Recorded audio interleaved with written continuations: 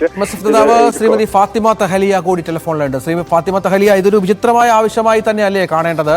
ഒരു വിഭാഗം ആളുകൾ ഉയർത്തിയ ഒരു പ്രശ്നം എന്നതിനപ്പുറത്ത് ഗൗരവമായി ഈ വിഷയത്തെ കാണേണ്ടതുണ്ടോ? പക്ഷേ ഇങ്ങനത്തെ വിഷയങ്ങൾ നേരത്തെ നമ്മൾ ചർച്ച ചെയ്തതാണ്. ഇതുപോലെയുള്ള ആവശ്യങ്ങൾ പലപ്പോഴായിട്ട് പല ക്യാമ്പസുകളിൽ ഉയർന്നു വന്നതാണ്. അപ്പം ചില സ്ഥാപനങ്ങൾ അത്തരത്തിലുള്ള സൗകര്യങ്ങൾ ഒരുക്കുന്നത് നമ്മൾ കണ്ടിട്ടുണ്ട്.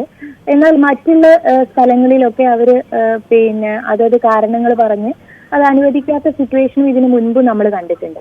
പക്ഷെ ഇതിനെ ഒരു എന്താ പറയാ, ഒരു ഇസ്ലാമോഫോബിയ പ്രോമാക്സ് വേർഷൻ എന്നുള്ള രൂപത്തില് ഒരു ഇന്ധനമാക്കി ഉപയോഗിക്കാനുള്ള ശ്രമങ്ങൾ നടക്കുന്നുണ്ട്.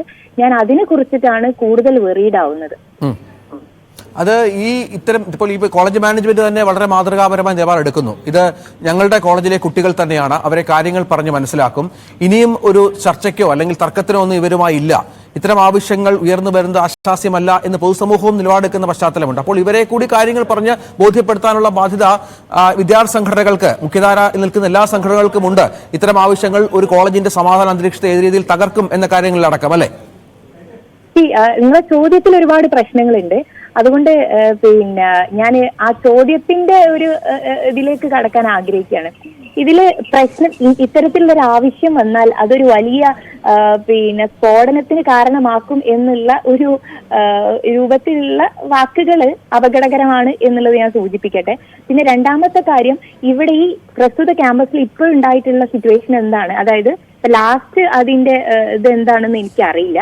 പക്ഷെ അങ്ങനെ ഒരു ക്യാമ്പസിൽ അവർ തീരുമാനം എടുക്കണമെങ്കിൽ അവിടെ യഥാർത്ഥത്തിൽ എന്താണ് നടന്നത് എന്നുള്ളതിനെ കുറിച്ചിട്ട് കൂടുതൽ നമ്മൾ അറിയേണ്ടതുണ്ട്. ഇതൊരു വെരിഫൈഡ് ആയിട്ടുള്ള കാര്യങ്ങളല്ല പുറത്തേക്ക് എത്തുന്നത് എന്നാണ് ഞാൻ മനസ്സിലാക്കുന്നത്.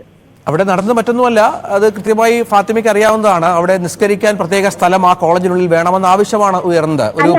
ആ വിഷയമല്ല ഞാൻ പറഞ്ഞത്. ഇപ്പൊ നിലവിൽ മാനേജ്മെന്റ് എന്ത് പറഞ്ഞു, അതില് എന്താണ് ഇവരുടെ റിയാക്ഷന്, അതിനുള്ള കാരണം എന്താണ് എന്നുള്ളതിനെ കുറിച്ച് ഈ കുട്ടികളുടെ ആവശ്യവും മാനേജ്മെന്റിന്റെ ഒരു തീരുമാനവും എങ്ങനെയാണ്, അത് കൃത്യമായി പറയാം. അത് ഈ വിഷയത്തിൽ ഫാത്തിമ, ഈ വിഷയത്തിൽ ഇനിയൊരു ചർച്ചയുമില്ല, അതിന്റെ ആവശ്യമില്ല.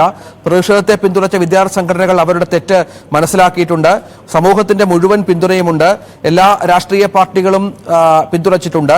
ഒരു പ്രത്യേക പ്രാർത്ഥനാ മുറി എന്ന ഒരു വിഭാഗം വിദ്യാർത്ഥികളുടെ ആവശ്യം അംഗീകരിക്കാനാവില്ല. അനാവശ്യ സ്പർദ്ധ ആരും വളർത്തരുത്. കോളേജിനടുത്ത് മുസ്ലിം പള്ളിയുണ്ട്, അവിടെ സൗകര്യങ്ങളുണ്ട് എന്നാണ് മാനേജ്മെന്റിന്റെ പ്രതിനിധികൾ, പ്രിൻസിപ്പാൾ അടക്കം ശ്രീ ഫ്രാൻസിസ് കണ്ണാടൻ അടക്കം വ്യക്തമാക്കിയത്.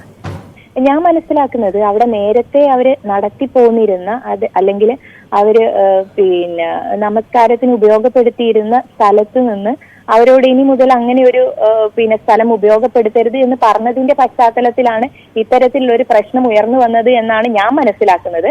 അപ്പം അതിന്റെ കൂടുതൽ ഡീറ്റെയിൽസും അതിന്റെ കറക്റ്റ് ആയിട്ടുള്ള ഫാക്ട്സും ഇനി നമ്മൾ പഠിക്കേണ്ടതുണ്ട് എന്ന് എനിക്ക് തോന്നുന്നു. അതുകൊണ്ട് അതിന്റെ മെറിറ്റിലേക്ക് കടന്ന് മറുപടി പറയാൻ എനിക്ക് ബുദ്ധിമുട്ടുണ്ട്. ശരി, നന്ദി ശ്രീമതി ഫാത്തിമ തഹലിയ. ഏതായാലും കോളേജ് മാനേജ്മെന്റ് വളരെ ശക്തമായ നിലപാട് ഈ വിഷയത്തിൽ സ്വീകരിച്ചിരിക്കുന്നു എന്നുള്ളത് തന്നെയാണ് ഏറ്റവും പ്രധാനം. വിദ്യാർത്ഥികളുടെ പ്രതിഷേധം വിവാദമായതിനെ തുടർന്ന് ഒരു പൊതുസമൂഹത്തിന്റെ പിന്തുണ ഈ കോളേജിന് സംഭവിക്കുന്നു. തുടർന്ന് ഇത്തരം ആവശ്യം ചർച്ചയ്ക്കേ ഇല്ല എന്ന് അവർ വ്യക്തമാക്കുകയാണ്. ഈ ആവശ്യം ഉന്നയിച്ചവരും ഏതാണ്ട് ഈ ഘട്ടത്തിൽ ഒന്ന് പിന്മാറിയ മട്ടാണ്. പക്ഷേ ഇത് ഏതെങ്കിലും മറ്റൊരു തലത്തിൽ ഇത് മുന്നോട്ട് വരുമോ എന്ന കാര്യത്തിലൊക്കെ നമ്മൾ കാത്തിരുന്നു കാണണം.